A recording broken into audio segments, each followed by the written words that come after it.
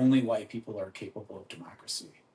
Wow. So if you're not white, you're ruining America's Republican experiment. And if Latter-day Saints are facilitating race mixing, and most states in the nation have laws against race mixing, then you are a problem in the 19th century. It was called the Mormon problem. Claims a revelation in which Jesus is speaking in first-person voice in 1831. All flesh is mine, and I am no respecter of persons. Wow. What color of flesh does Jesus not claim as his own? Yeah. The first documented Black Latter-day Saint is 1830 in Kirtland, Ohio, and there have been Black Latter-day Saints ever since. 5 revelations that say the gospel is to be preached unto every creature. We love to say every nation, kindred, tongue, and people. Every creature leaves no room, no wiggle room, right? Yeah. Who does that leave out? No one. The intent is for every creature to be introduced to the gospel message. And early Latter-day Saint missionaries took that seriously. I mean, that's what the evidence demonstrates right there. Baptizing free Black people, enslaved Black people, and white enslavers. Like every creature includes all of those people who are a part of this development period in the United States. And then Joseph Smith, claims a revelation in which Jesus is speaking in first-person voice in 1831. All flesh is mine, and I am no respecter of persons. Wow. What color of flesh does Jesus not claim as his own? Like this inclusive language is just embedded in the scriptures of the Restoration. The revelations of the Restoration are inclusive. Really everyone who would hear to come. So there's a gratefulness about that, and that its foundation, we were all included. Yes.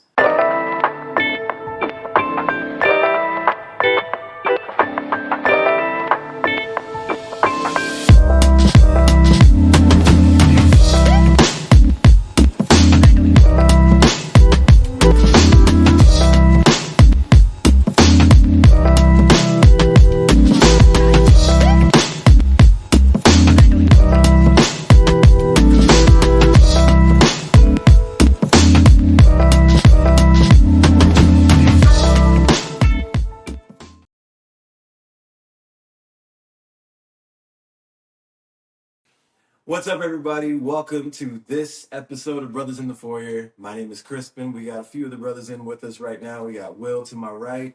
We've got Andrew right next to him, Isaiah. And as you can see, we have a special guest who is not one of the brothers in the Foyer.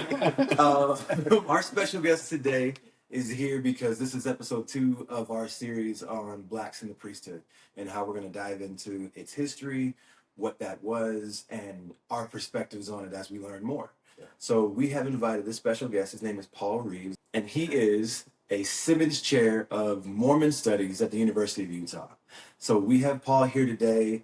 He's a historian, author as well. He's got different books that we're going to get into a little bit today as well, but that's why he's here, and we're really excited to not only have him, but to get into the more factual-based situations about Blacks in the Priesthood. And not only are we going to learn more about that from Paul, but we're going to give you our perspectives as we learn together with Paul. But first, Paul, I would like to just kind of have you take some time right now and just kind of let us know how you became the Simmons Chair of Mormon Studies at University of Utah and how you decided to kind of publish written work about race in the priesthood. Yeah, thank you. It's a pleasure to be with everyone. Thanks for the invitation. Absolutely. So I was doing research at the University of Utah and reading whiteness studies. So this is these are histories of, for example, Irish immigrants who come to the United States. They're not necessarily accepted as white on arrival. There's this racialization that takes place, not necessarily white enough. Historians have written about it in terms of an immigrant and labor history. And I noticed similar things when I was reading 19th century Latter-day Saint history. Mm-hmm. So Latter-day Saints were being denigrated as not white enough. Mm-hmm.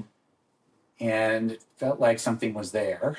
And I also was never satisfied with the existing explanations for the racial, priesthood, and temple restrictions. And so I thought if I can combine my own personal curiosity with, an academic study, all the better. And I spent a summer at the Huntington Library in California that has a large collection of anti-Mormon tracts from the 19th century, Protestants writing about who they thought Mormons were. And I thought, if this is a thing, it will emerge from this. And so I spent a summer there, and sort of the chapter categories emerged from that summer. And Religion of a Different Color, Race and the Mormon Struggle for Whiteness was the book that Oxford University Press published as a result. And it lays out the racial, priesthood, and temple restrictions in a broader context, but also the way that Latter-day Saints in the 19th century were denigrated as not white enough. They were conflated with Native Americans, with African Americans, with people of Asian descent. And people imagined that Latter-day Saint polygamy was facilitating race mixing, denigrating the white race, deteriorating the white race, making it unfit for democracy. Senator Calhoun says on the floor of the United States Senate, democracy is the government of a white race. His belief was that only white people are capable of democracy. Wow. So if you're not white, you're ruining America's Republican experiment. And if Latter-day Saints are facilitating race mixing, and most states in the nation have laws against race mixing, then you are a problem in the 19th century. It was called the Mormon problem. Some, even medical doctors, suggested that Latter-day Saint polygamy was giving rise to a new race. So polygamy, in the minds of outsiders, is not just destroying the traditional family, it's destroying the white race. And how do you claim whiteness for yourself in the 19th century? It's in distance from blackness. And you see Latter-day Saints then moving away from their own black converts, implementing segregated priesthood and temple restrictions, and I think firmly in place by the beginning of the 20th century at the height of American segregation. Wow. So that's sort of the basics of that story. I traced the trajectory from not white enough in the 19th century to too white by Mitt Romney's run for the presidency in the 21st century. And the Latter-day Saints respond by trying to claim whiteness for themselves in the 19th century, and by the 21st century trying to claim a more racially and internationally diverse identity for itself. So,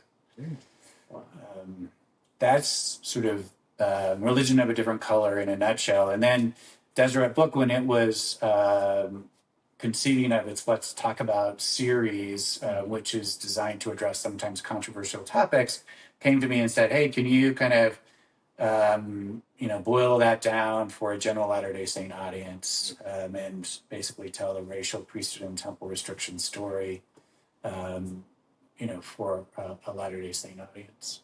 And I expressed skepticism. That's bad. A little bit, yeah. Because I didn't think Deseret Book would be willing to publish, what I wanted to write. I didn't think that they would be willing to go where I thought this topic deserved to go. I didn't think they'd be willing to be as open and honest as I felt like this topic deserved. And they said, "That's what we want to do. Give us a shot. Trust us with this." And the book is the result. That's awesome. Wow. So it's gonna be crazy because I got a quick question. I was about to say, I got a couple questions too. Introduction. Right It's gonna be hard. I do have a question. So most of the people that came over to America were immigrants. So my question is who was the spectrum that was considered white, and whereas if other immigrants were considered not white enough, so I guess that found the core group, I guess. Yeah. That was kind of set in that mode. Yeah. So as they imagined it in the 19th century, so race is illogical. It's fluid. Nationality and religion get mixed in with race in the 19th century. But the most direct answer to your question is that Anglo-Saxons, they believe Anglo-Saxons are at the top of this racial hierarchy. And then even Irish, Italians, right? So people from Southern and Eastern Europe, don't fit, right? So the imagination is, Anglo-Saxons, move across Europe, inhabit Britain, and then jump the pond and establish democracy, right? And therefore whiteness and freedom are combined in their minds. And Anglo-Saxons are at the top of the racial ladder. And so other groups, even if we might today see them as white, right, they are denigrated as not white enough. And it creates this very fluid racial context in which even an insider religion like Mormonism can be also denigrated as not white enough. Or even not Christian enough. Not Christian enough. Yeah. You know, Those things. That flipped over to now modern times, so we're not Christian enough.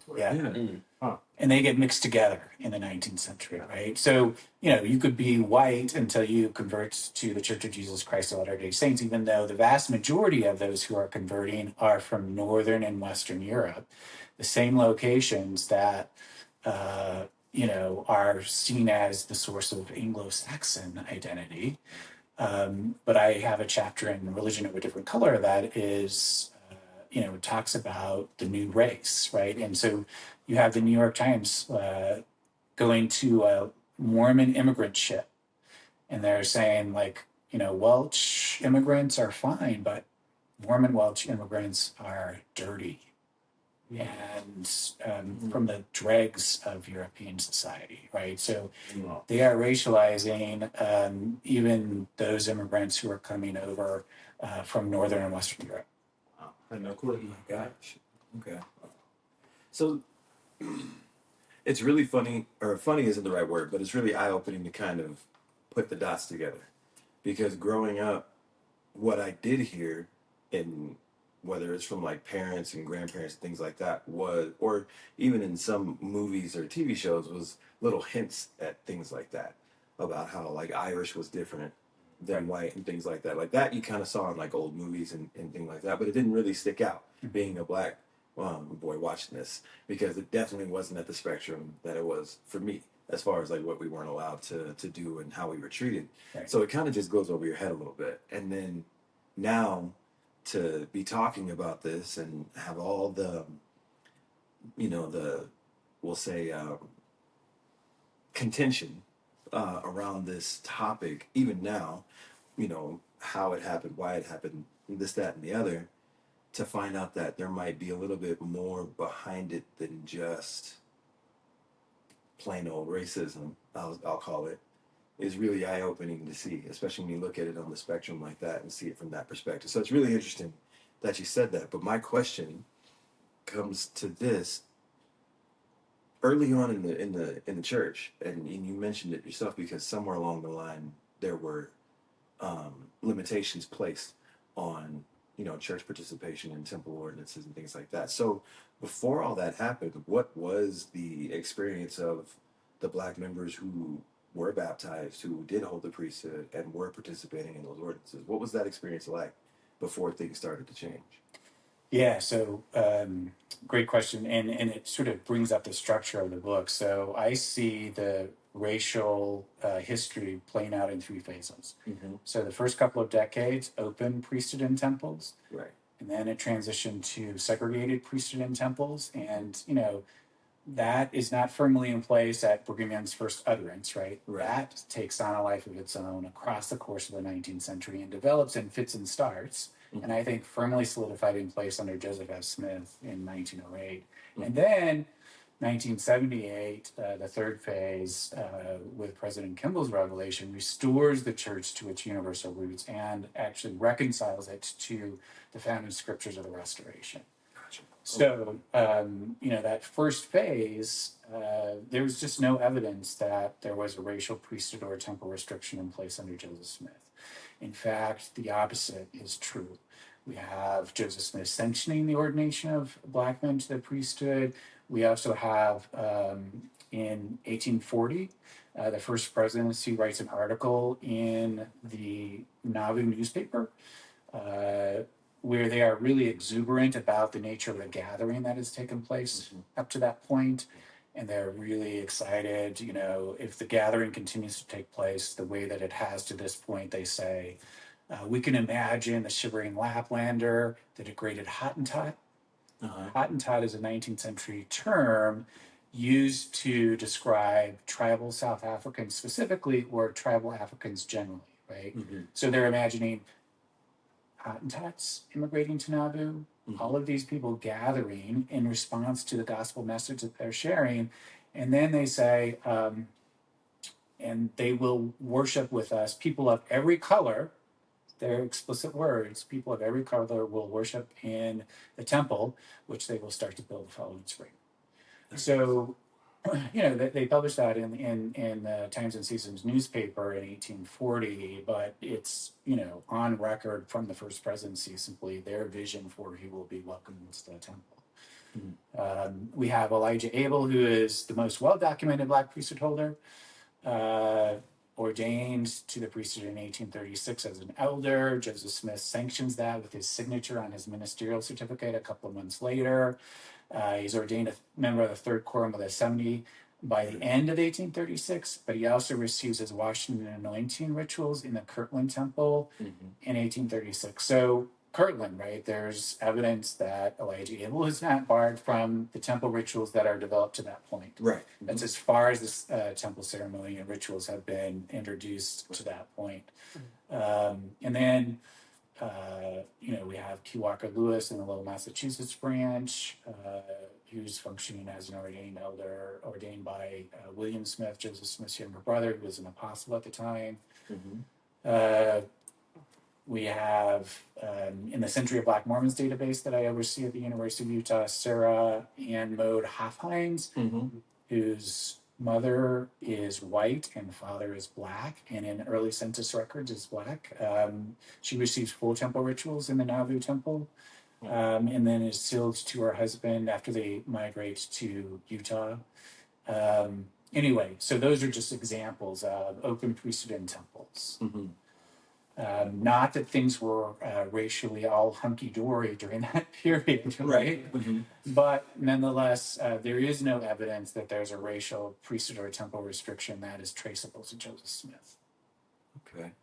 That's, first off, thank you for that, because it's really refreshing to hear that on a lot of different levels. And I'll just speak for myself and just other people who have just kind of chimed in through our Instagram channel and other places on just saying how the way it started is the way it is now when it comes to who's allowed to do what and who's allowed to participate, and how there's a thankfulness or a gratefulness at the fact that Joseph Smith, whom we recognize as the prophet of what we call the restoration of the gospel in 1830, did that under the direction of God, having seen him and spoke with him, and then turned about to then invite any and literally everyone who would hear to come.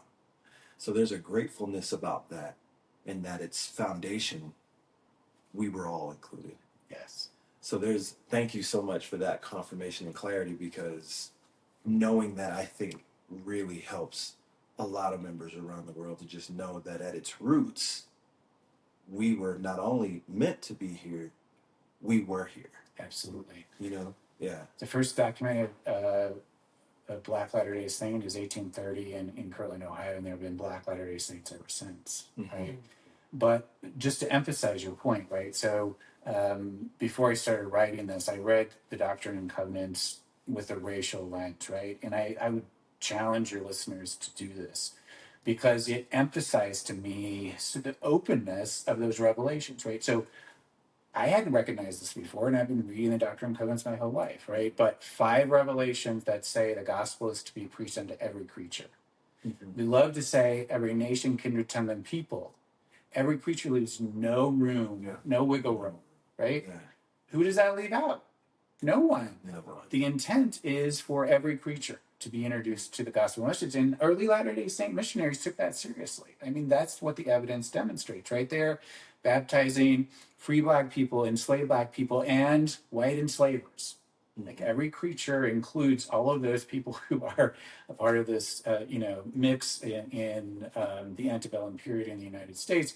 And then Joseph Smith, claims a revelation in which Jesus is speaking in first-person voice in 1831. All flesh is mine, and I am no respecter of persons. Wow. What color of flesh does Jesus not claim as his own, right? But I've read those scriptures before until you sort of recognize and read them racially, right? Like this inclusive language is just embedded in the scriptures of the Restoration. Yes. And I'm not denying, the challenges of the racial passages in the Book of Mormon. I'm not suggesting those don't exist. And obviously the Book of Abraham, I addressed that here, but nonetheless, the revelations of the Restoration are inclusive. Yeah. I love that. Yeah. Is it safe to say that some of the persecutions that the church had at that time was because of the inclusion of, Black people and how they integrated and just accepted them? Is it safe to Yes. say that some of that persecution arose because of that? 100%. Yeah. So 1833, Missouri, right? So Joseph Smith has defined Jackson County, Missouri as Zion, as the gathering place. And W.W. Phelps is the editor of the Evening and Morning Star newspaper, a Latter-day Saint newspaper in Jackson County. And he writes an article called Free People of Color in the Evening and Morning Star. And he says, okay, to my fellow Black Latter-day Saints, Zion has now been defined as is located in a slave state. We have no special rule in this church as to people of color, he says. Okay, so once again, if you want to suggest that the racial restrictions are in place from the beginning, you have to argue against the evidence. We have no special rule in the church as to people of color, but the state of Missouri does. To my fellow Black Latter-day Saints, if you're going to gather to Zion, you need to be aware of Missouri state code that prohibits your ability to move freely in this state. If you come to Jackson County, he quotes 2 sections of the Missouri State Code right there in his article. If you come to Jackson County, you have to have papers that substantiate your status as a free Black person, or you are subject to being whipped and expelled from the state. And I don't want that to happen to my fellow Latter-day Saints. So he says, let prudence guide. That's enough for outsiders in Missouri to form a vigilance committee. They say Mormons are inviting free Blacks to the state of Missouri to incite a slave rebellion. So some slave states basically say you can't, if you are a white enslaver, you can't individually manumit your slaves without permission from even the legislature in some states, right? Yeah. And if you're a free Black, some states write laws that say you have to leave the state within a certain amount of time, right? And for Missouri, you have to have papers that substantiate your status as a free Black. But remember, Nat Turner's rebellion has just happened. Yeah. There's fear around the slaveholding states that Black enslaved people are going to rebel, right? And so Missouri outsiders, when they read Phelps's article, they say, okay, Mormons are inviting free Black people. They're going to incite a slave rebellion, and they're going to steal our white wives and daughters. Projecting fear of race mixing onto the Latter-day Saints almost from the beginning. Wow. That gives so much more context. It does. Yeah. Whoa. I think I knew about 50% of that. But like the rebellion that happened, that gives a lot of context to why people were so much on edge. I mean, obviously they were already they were worked for the abolition or anything, the movement, but that shows why their mindset was there anyway, and it just progressed further. Yeah, right. Wow. I mean, so newspaper articles is what I looked at, right? How are Latter-day Saints sort of being described by outsiders? So they have created an asylum for rogues and vagabonds and free Blacks. They're promoting Black ascendancy over the whites. So these are accusations that are being leveled against Latter-day Saints in Missouri. And by the time this all plays out in 1833, right, they attack Phelps's printing office. He writes an extra.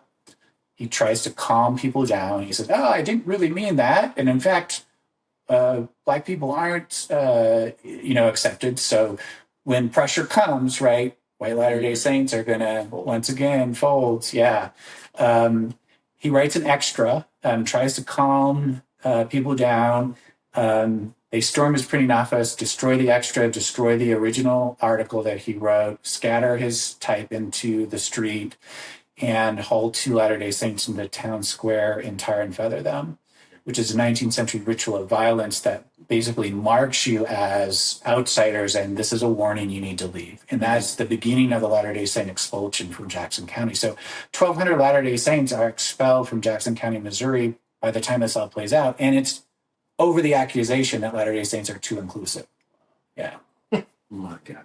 And we feel like when you read it and we see portrayals of it, we feel like, or we get I personally, I'll speak for myself, get that it was just all because they wanted to practice their faith. Like, we don't get to see and understand like the actual background of these things that's actually happened. So this is definitely eye-opening. Yeah, I think adding the racial lens to that, right? It's not that they're not being denigrated as racially different, but how do you justify an extermination order against people who look like you? Yeah. You suggest that they're not, in fact, like you.